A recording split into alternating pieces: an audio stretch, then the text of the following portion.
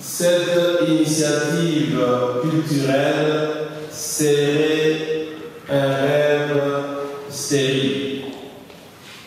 Parmi nos bienfaiteurs, la liste est très longue et permettez que j'en cite deux. D'abord, parce qu'ils sont en quelque sorte liés à Nandangika. Il s'agit de Pi Chibanda,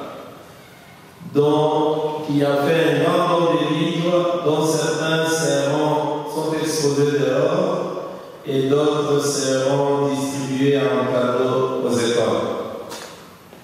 Il s'agit aussi d'un originaire de Nandangika, notre frère Ben Kadamai, qui vit au Canada et qui est responsable d'une grande maison de cinéma, qui a offert à Victorin le rétroprojecteur qui est là pour justement ses activités.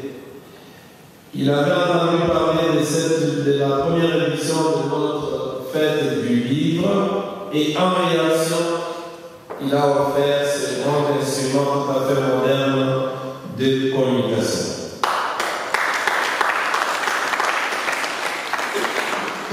Et hier soir, quand il lui a envoyé la photo de ce rétroprojecteur, il m'a dit qu'il va vraiment se constituer en sponsor de notre fête du livre. Parmi nos bienfaiteurs, permettez-moi d'en mentionner deux autres, parce qu'ils ne sont pas liés à notre communauté de Nandangika et que ce sont des étrangers. La première personne à mentionner est une Française. Elle s'appelle Christine Ducoudray-Vier.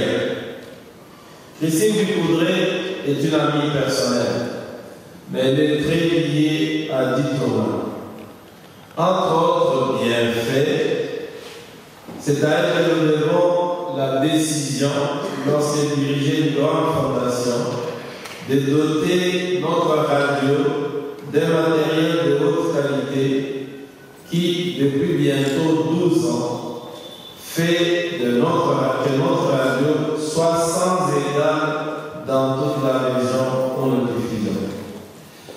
Et là déjà effectué un séjour de 24 heures ici à Nandangika. Et en 2021, lorsqu'il a entendu parler de la première édition de notre fête du livre, elle nous a offert toute sa riche bibliothèque. Un trésor de plusieurs milliers de livres que nous espérons recevoir ici à Nandangika avant la fin de l'année 2022.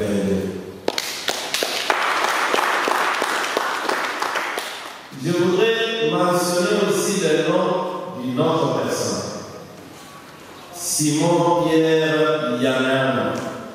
Par son nom, vous comprenez qu'il n'est pas originaire de Nandangika. C'est un ancien condisciple du séminaire universitaire Jean-Paul II de Kinshasa. Il est prêtre, il est professeur d'université et il est député national. Auteur lui-même de plusieurs écrits, il est notamment connu parce qu'il est l'initiateur de la nouvelle loi portant réforme de la recherche scientifique au Congo. Et il est le président de la Commission des droits de l'homme de l'Assemblée nationale de notre pays. Il a fait don à notre bibliothèque de plusieurs centaines de livres de sa propre bibliothèque. Ils sont déjà ici à Nandangika et nous aurons l'occasion de les présenter solennellement parce qu'il a voulu qu'ils constituent un fonds spécial, un fonds qui portera le nom de feu la révérende sœur Agnès Mouilly de la congrégation des sœurs franciscaines du Saint-Esprit, dont une communauté est établie en Guyane.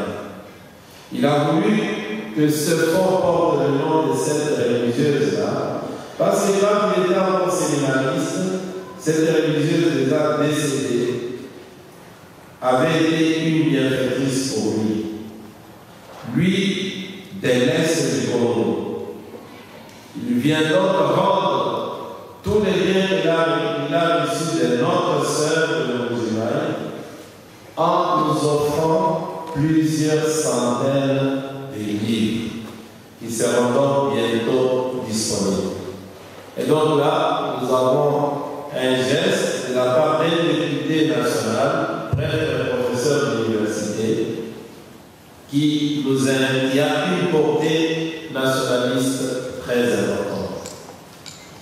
Pendant les 12 mois qui se sont écoulés depuis la première édition de la fête du livre de Nandajika, notre bibliothèque s'est enrichie de plusieurs centaines de livres, dont de plusieurs personnes qui ont cru au pouvoir merveilleux du livre. Car la lecture est le plus grand acte de liberté et de libération. Parce que le livre est l'espace dans lequel l'esprit s'affranchit des pesanteurs et des limites que lui impose le corps, pour regarder et lire le monde avec les yeux de plusieurs hommes et de plusieurs femmes de tous les temps.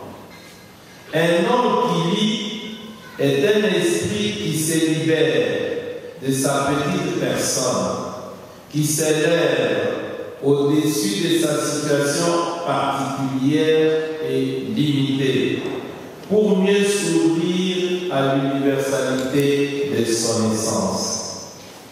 Un homme rempli de passion et de culture pour le livre n'est pas prisonnier des tares de sa personne, de sa famille, de sa culture, de sa race, de son pays et de son temps. Il est un homme universel parce qu'il a les meilleurs de tous les hommes, et il est un homme éternel parce qu'il transcende tous les temps. Voilà 12 mois depuis que nous avons célébré notre première édition de la fête du livre et implanté notre bibliothèque. Quel est le bilan? Nous pouvons reconnaître que nous avons acquis plusieurs livres. À la première édition, nous avions à peine 4000 livres offerts. Depuis lors, on fera l'inventaire bientôt. Avec ceux qui vont arriver, certainement nous avons déjà dépassé 10 000 livres. Mais le plus important n'est pas d'accumuler des livres. Le plus important, c'est de lire les livres. À quoi sert-il d'avoir une grande bibliothèque si elle est un musée que nous ne visitons pas? Si ces livres-là ne nous servent à rien. À l'issue de la première édition de la fête du livre, nous avions pris plusieurs résolutions. Si nous en faisons aujourd'hui le bilan, nous nous rendons compte que nous sommes largement en deçà des objectifs fixés. La première responsabilité revient peut-être à moi, parce qu'en acceptant la mission d'être recteur en musulman, je vous ai privé de ma présence qui pouvait être un moteur pour pousser davantage notre projet. Mais je pense que la responsabilité est partagée par nous tous. parce que très peu ont pris leur souscription. Et ceux qui ont pris leur souscription ne l'ont pas exploité. La plupart, ils ont payé de l'argent pour lire, mais ils n'ont pas lu. Il y a même des étudiants de l'ISC dont l'abonnement a été généreusement payé par une association de femmes en Belgique. Un abonnement qui probablement va être renouvelé cette année. Mais très peu ont profité de cet abonnement libre. Je me suis alors posé la question de savoir pourquoi nous ne parvenons pas, malgré les peu de livres que nous avons, à entrer dans la passion et la culture du livre. Je pense que la réponse est simple.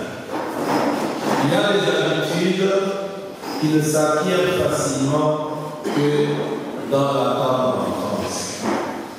Il y a des habitudes qui ne s'acquièrent facilement que dans la tendre enfance. Celui qui n'a pas appris à lire dès le bas âge, il lui sera très difficile, très pénible, très douloureux d'apprendre à lire à un âge avancé. Certes, il y a des gens qui entrent dans la passion et la culture du livre et de la lecture à un âge avancé, mais ils sont très rares. Quand on n'a pas appris à lire dès le bas âge, on peut avoir les plus grandes bibliothèques du monde et elles ne nous intéresseront pas. Parce que la passion et la culture du livre est un besoin qui s'apprend. Et lorsque ce besoin ne s'est pas appris, il est difficile qu'on puisse l'acquérir. C'est pourquoi, dans cette conférence, j'ai voulu plutôt inviter notre communauté à une réflexion sur ce que nous devons faire pour que les enfants apprennent à lire et de la passion pour la lecture entre dans la culture du livre. Il nous faut donc travailler à moyen terme, à court terme, à moyen terme et à long terme. Je pense que pour la majorité des personnes âgées qui s'éfatiguent tout simplement en voyant le titre d'un livre, en lisant seulement une page, il va être difficile qu'il devienne des grands lecteurs ici chez nous. Mais il est possible que nous apprenions à lire aux enfants. D'où le titre, le livre, la famille, l'école et les médias. J'ai choisi ces trois espaces-là, la famille, l'école et les médias, parce que je pense que ce sont des espaces qui ont une influence fondamentale sur l'enfant et qui peuvent aider l'enfant à apprendre à lire, à entrer dans la passion et la culture pour le livre. La famille, aider notre famille, c'est les lieux où nous recevons la vie et nos valeurs fondamentales. Si la famille est étrangère au livre, l'enfant entre dans le monde de la culture avec un certain handicap. Il est membre d'une famille dans laquelle le livre n'a aucune place. Demandons-nous si les livres ont des places, des espaces dans nos familles. Il y a beaucoup de familles, peut-être qu'ils n'ont pas un seul livre. Ou plutôt, les seuls papiers qui passent par là, ce sont les notes de cours des enfants. Et quand c'est fini, c'est fini. C'est pourquoi je voudrais faire trois propositions aux familles, afin qu'elles aident leurs enfants à découvrir le livre, à avoir de la passion et de la culture pour le livre. Première proposition, éteindre la télévision et retrouver les trésors de la culture traditionnelle. Éteindre la télévision et retrouver les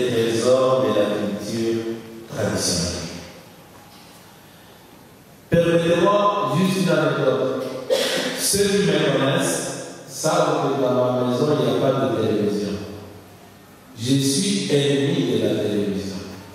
Je n'ai pas de télévision chez moi. Je n'en ai jamais acheté et je n'en achèterai jamais. C'est une option que j'ai donnée. Pourquoi? Parce que la télévision est source d'abrutissement intellectuel.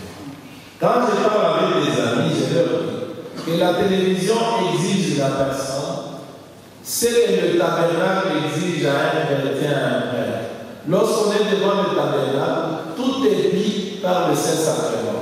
Et les yeux, et les oreilles, tout l'être est pris. C'est la même chose avec la télévision. Moi, je ne vois que des télévisions d'autrui. Chez moi, il n'y a pas de télévision. Je pense que la télévision est en train d'entrer davantage dans la maison et tout. Je pense qu'il faut éteindre la télévision. Je ne dis pas qu'il ne faut pas en avoir. Moi, je suis peut-être extrémiste. Mais je pense que la télévision abrutit. Il faut l'éteindre et retrouver les trésors de la culture traditionnelle. Dans beaucoup de familles qui ont un peu de moyens, on se précipite à acheter la télévision. Et la télévision devient l'espace de l'éducation culturelle des enfants. J'ai mes 54 ans. Je me souviens que le soir, chez nous, quand on était petit, il n'y avait pas de télévision. Et il y avait une activité culturelle très importante. C'était les contes de chez nous. Ma mère nous a raconté beaucoup. Papa, un peu. Je retiens de papa. Le seul conte dont je me souviens de papa, c'est l'os. Ça va, l'os, ça va, l'os. Et moi, ça, je me souviens que papa nous racontait ça tout petit en français. Mais en Chiluba, tous les liens que moi j'ai appris, c'était à la maison.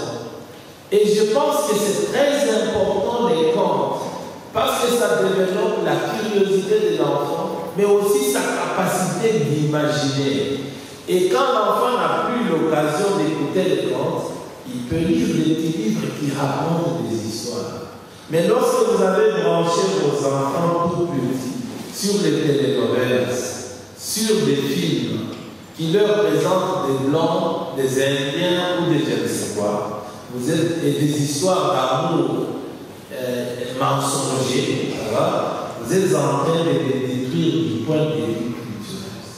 Mais éteignez vos télévisions si vous les avez et racontez à nos enfants notre culture. Racontez à nos enfants notre culture. Et nous avons la littérature orale africaine. Et ici à la radio, ça va, chaque soir, il y a moi c'est parmi les émissions qui ont le plus. Écoutez, moi, vous racontez ça. Il a déjà écrit, je pense, déjà 2 livres qu'on va éditer bientôt. La faute est à moi que ça ne soit pas encore sorti parce qu'avec les responsabilités à l'université, vous êtes obligé, vous êtes un esclave en fait. J'espère petit à petit mettre en marche la machine et avoir du temps pour cela. Mais je pense qu'il faut qu'on retrouve cela en famille. Et quand ces livres-là seront édités, retrouver cela en famille.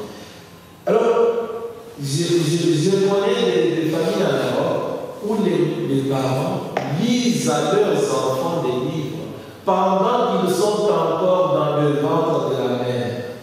Ça va? C'est-à-dire, chaque soir, la maman prend un petit livre, le lit à haute voix, parce que la psychologie nous enseigne bien que l'enfant qui est là-bas, il suit tout. Ça va? Il dort.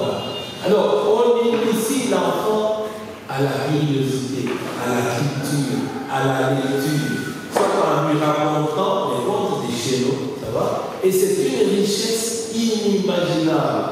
Donc vous avez des enfants qui connaissent Pokémon ou je ne sais pas, mais qui ne connaissent pas Kamboudi, qui ne connaissent pas tous les contes des chez nous. Alors, je pense qu'il faut aller à ça, éteindre la télévision et retrouver les trésors de la culture traditionnelle. C'est très important. Lorsqu'un enfant est habitué à écouter des récits, à écouter des histoires, ça va? Je me souviens que quand on était petit, moi j'étais un peu heureux, alors maman nous racontait l'histoire de Chukwuku, des choses comme ça. Alors vous êtes tous là-bas, Chukwuku. Alors qui parle encore de cela à nos enfants dans la famille? Alors, qui devient le centre de la famille? Ceux qui ont les moyens, le centre de la famille, les soirs, c'est la télévision. Ce n'est pas la maman qui raconte, qui offre les trésors de la vie de Dieu. Ce n'est pas le papa qui enseigne les proverbes de Dieu. Tout ça, ça fait partie. Ça ouvre à l'amour du livre. Et ça peut permettre à l'enfant de développer aussi l'imagination et d'écrire. Quelqu'un qui pense alors que tout ce qu'il peut créer, c'est des films et qui ne sont pas à sa portée, il est incapable de fabriquer une histoire. Moi, j'ai écrit quelques petits romans, quelques histoires que je fabrique en tête, parce que vous êtes initié à ça. Ça va? Donc, c'est très important. Deuxième proposition aux familles. Cachez vos téléphones et ouvrez les livres. Cachez les téléphones et ouvrez les livres. Il y a une image que j'ai partagée la dernière fois. C'est un noir dans un métro en Europe avec ses 3 enfants. Et que fait ce noir-là dans le métro? Il est en train de lire un livre et ses enfants lisent les livres. Et on lui a posé la question de savoir, qu'as-tu fait pour que tes enfants lisent les livres? Alors que les enfants d'aujourd'hui, ils sont tous sur les écrans. Sa réponse a été simple. Les enfants ne nous écoutent pas, ils nous imitent. Un enfant n'écoute jamais. Un enfant imite. Et ce papa, je crois que j'ai encore ça dans mon téléphone, je voulais partager encore. Ça va? Les enfants ne nous écoutent pas, ils nous imitent. Ça va? Alors, lorsque les enfants vous voient tout le temps sur les réseaux sociaux, vous passez toute la journée sur le téléphone, vous lui dites lis, il ne va pas lire. Ça va? Donc, les enfants ne nous écoutent pas, ils nous imitent. Alors, cachez vos téléphones et lisez les livres. Quand un enfant voit son papa lire, il se dit, c'est une activité importante. Quand un enfant voit son papa boire, il se dit, c'est une activité importante. Parce que les enfants n'écoutent pas, ils les imitent. Alors, comment voulez-vous avoir des enfants qui lisent quand jamais on vit leur papa lire ou leur maman lire? Ça va? Quand un enfant voit sa maman tout le temps sur le téléphone, au point même d'oublier les enfants. Et c'est dire, alors c'est l'activité la plus importante. Alors vous les voyez tous, ils sont tous avec des téléphones et ils savent les manipuler mieux que nous. Pourquoi? Parce qu'on leur a dit, voici l'activité la plus importante à laquelle les personnes âgées consacrent leur temps. Voilà. Mais lorsque les enfants, vos enfants voient, papa est en train de lire, papa est en train de lire. Mais ils apprennent que ça, c'est important. C'est comme ça que vous verrez, généralement, des hommes qui lisent sortent généralement des milieux où ils ont eu des éducateurs qui lisent, des parents qui lisent. Cachez vos téléphones si vous voulez et lisez. Vos enfants liront alors.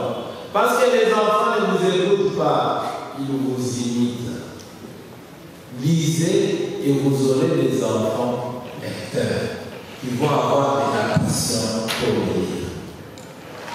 Troisième proposition aux familles. Offrir en cadeau des livres ou des textes à vos enfants. Offrir en cadeau, ça va? Des livres ou des textes à vos enfants. Les livres coûtent cher, ça va? Mais on peut avoir des petits textes, et il y en a sur les réseaux sociaux. Ça fait une page qu'on fait imprimer, qu'on donne à son fils. Papa lit, cadeau, ça va? Je vois, j'ai vécu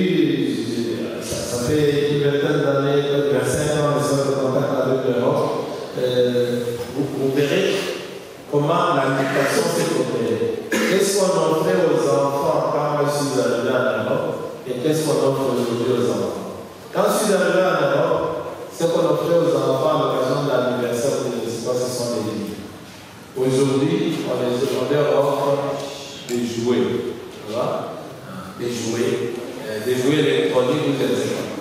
Et avant, quand vous entriez dans un train, vous entrez dans un train ou dans un bus en Europe ou dans un avion, c'est un silence des morts. Pourquoi? Parce que tout le monde était en train de lire. Et moi, quand je voyage, j'ai toujours dit, dans l'avion on lit, dans le train on lit. Vous êtes en Europe, les gens se parlent très peu, tout le monde lit. Mais de plus en plus aujourd'hui, qu'est-ce que vous trouvez? Vous trouvez des gens avec des écouteurs en train de suivre de la musique, ou bien ils sont sur leurs petits écrans en train de faire, je ne sais pas. Offrons à nos enfants en cadeau des livres et des textes. Anniversaire, au lieu de dire habits, il y a des enfants qui ont des habits, ils n'ont même pas le temps de les porter, parce qu'il y en a tellement. Offrons-leur des livres. Maman revient du voyage, maman, qu'est-ce que tu m'as apporté? Je t'ai apporté le Petit Prince d'Antoine de Saint-Exupéry. Je t'ai apporté telle bande dessinée. Il y a quelqu'un qui a visité, je ne vais pas citer son nom, on annoncera dans le livre à livre, Tarsis Mouloumba, un jeune belge d'origine congolaise, militaire, qui a séjourné à Litouranie il y a quelques semaines. Il vient d'acheter pour notre bibliothèque beaucoup de bandes dessinées. Il y en a le cas, il y en a déjà 30 kilos qui arrivent à Kinshasa et d'autres vont suivre. Des petites choses comme ça, c'est ça. Si vous voulez que vos enfants aient de la passion et de l'habitude pour le livre, offrez-leur les livres. Ça va? Donc, offrez les livres. Parce que vous lisez, un prof qui ne lit pas est un charlatan, ça va? À qui la société a confié des enfants qu'il va détruire. Deuxième proposition aux écoles. L'instauration de la lecture à haute voix. C'était une proposition retenue à la clôture de la première édition de la fête du livre. Je répète, lecture à haute voix. Nous autres, ça nous a été quand on était tout petit au petit séminaire. On sortait, on s'est réveillé, on allait prier. Après la messe, on mangeait en silence. Après le petit déjeuner, on balayait en silence. Chacun avait un balai. Dès que c'est fini, on sonnait et on avait 10 minutes de lecture à haute voix. Vous prenez n'importe quel livre, vous vous mettez tous sur la cour, chacun en train de lire, en train de circuler. Le lecteur est en train de lire aussi, de circuler à haute voix. Tous les abbés en train de... Et ça vous permet d'apprendre à lire. C'est une activité obligatoire, lecture à haute voix. Ça va? Que ce soit livre ou texte imprimé. Si les écoles insèrent ça comme première activité, vous arrivez à l'école, vous trouvez 500 élèves, chacun en train de lire quelque chose à haute voix. C'est comme ça que les gens apprennent à lire et à aimer la lecture. Quand il a commencé un petit livre, il a lu pendant 10 minutes, je ne sais pas moi, une page. Demain, il continue. Finalement, il va dire, ah, c'est une bonne histoire, je vais l'achever pour commencer une autre histoire. Donc, c'est très important. Faites-le dans les écoles, que ça soit obligatoire. Comme ça, nous allons l'aider. Troisième proposition. La sœur vous permettrait peut-être que je demande légèrement. Troisième proposition. Donner des devoirs de lecture et organiser des concours et des théâtres autour du livre. Il le faut. Je félicite les écoles qui chaque année présentent des pièces de théâtre. Ça devrait être systématique. Et comme vous le savez, cette salle est faite pour ça. Il faut l'utiliser pour ça. Obligez vos élèves à faire. Vous imaginez, c'est une lecture, n'est-ce pas? Retenez le texte d'une pièce de théâtre. Donc vous l'avez obligé à lire et à comprendre pour jouer son rôle. Si c'est un théâtre de 20 pages, ça veut dire qu'il a compris 20 pages. Et si ces messieurs-là répètent ça 2 ou 3 fois par an, il développe sa mémoire, mais il développe aussi la capacité de lire et de comprendre. Ça va? Des concours, organisés dans les écoles, des concours de lecture. Par exemple, moi je souhaiterais, par exemple, un collège qui peut dire chaque semaine, je ne sais pas, lundi, un élève me présente le livre qu'il a lu. Vous obligez tous ceux de 6e là. Première semaine, deuxième semaine. Quand j'entends les gens dire, oh, ils sont allés là-bas faire l'exercice de l'installation. Et celui, le gérant vient de se mettre et tourner la Bible. Quand il y a l'exercice de l'installation. La dissertation qu'on apprend en vue des examens. On n'apprend rien dedans. Les gens vont se fatiguer. Donc, alors on peut imposer ça déjà dans les écoles. Les petites compositions, les concours pour dire tel jour, 4e, c'est toi, raconte-nous le match qu'il y a eu à Colaï entre Péda et je ne sais quoi. C'est ça votre devoir. Vous allez faire ça. Et le lundi de la semaine prochaine, vous allez faire le récit devant tout le monde. Ça va être votre texte. Ce sont des choses comme ça qui éveillent la passion collective. Dernier espace, les médias. Je pense que les médias ont un rôle très important pour aider les enfants à aimer le livre et la lecture. J'ai aussi 3 propositions. Première proposition. Repenser les programmes radiophoniques des enfants en y intégrant le livre. Je suis chaque dimanche ce que Willy va faire le matin sur notre radio. Et puis les après-midi, il y avait le programme que Catherine Kataï faisait. Maintenant, il y a ces Capignan, il y a une nouvelle là, je ne connais pas. Francis Capignan, ça va. Très bien. Vous posez des bonnes questions aux enfants. Voilà. Mais est-ce que vous ne pouvez pas insérer quelque chose de lecture dedans? Est-ce que vous ne pouvez pas aller sur les sites web, télécharger des petits textes, des contes, des je ne sais quoi, que les enfants les lisent en français et qu'ils viennent vous répondre en Tchouba? Ça va? Des petits textes, hein? Des petits. Ne fatiguez pas. Un petit texte. On peut les avoir. Hein? Tel dimanche, au lieu de. Moi, je ne peux pas ouvrir ce signal du pays ça va très bien. Ça va? Donnez-leur des petits textes qui peuvent. Essayez de les régler. Et oui, pour votre émission du matin, le petit génie, très bien, de bonnes questions. Il y en a auxquelles moi-même je joue beaucoup. Ça va? Mais est-ce que ce n'est pas possible? Oui, j'écoute toujours parce que j'apprends. Alors, et pourquoi ne pas intégrer la lecture aussi dans les petits génies? Ça va? La lecture des petits textes, des je ne sais quoi. Prenez les textes d'Aurélien Desbarres, le petit texte qu'on avait comme Aurélien Desbarres, ça va? Qu'ils fassent les devoirs, les questions que vous leur posez là-bas. Sur des textes, au lieu que ce soit des questions qui leur tombent du ciel, ça va? Questions de grammaire sur les textes d'Aurélien Desbarres. Au bout d'une année, vous aurez aidé nos enfants à lire Aurélien Desbarres et à répondre à toutes les questions. Deuxième proposition. Intégrer les contes de chez nous, raconter aux enfants. Pas seulement par le Est-ce possible que les enfants viennent? Alors dans ces cas-là, vous leur demandez de vous apporter des contes qu'ils ont écrits. Qu'ils ont écrits eux-mêmes. Ça va? Maman va lui raconter, Cap va lui raconter, papa va lui raconter, mais il va écrire. Qu'ils viennent vous lire, moi, nous sommes moi. Je pense que ça peut nous aider à éveiller cela et à orienter les enfants vers la lecture. Et dernière proposition, c'est un véritable espace de composition. Nous avions créé un espace où les gens pouvaient venir rendre compte de leur lecture. Je pense que dans toute l'année, il n'y a eu que 3 personnes. Alors que pour chaque émission, il y avait un dictionnaire gratuit. Il n'y a eu que 3 personnes sur 12 mois. Alors, est-ce qu'à la radio, dans nos radios, on peut inventer cela?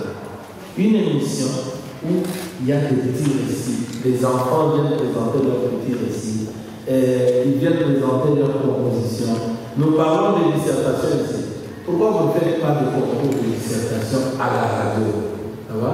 Comme ça, ils ont le temps de préparer un sujet, je ne sais pas, en partant de notre culture.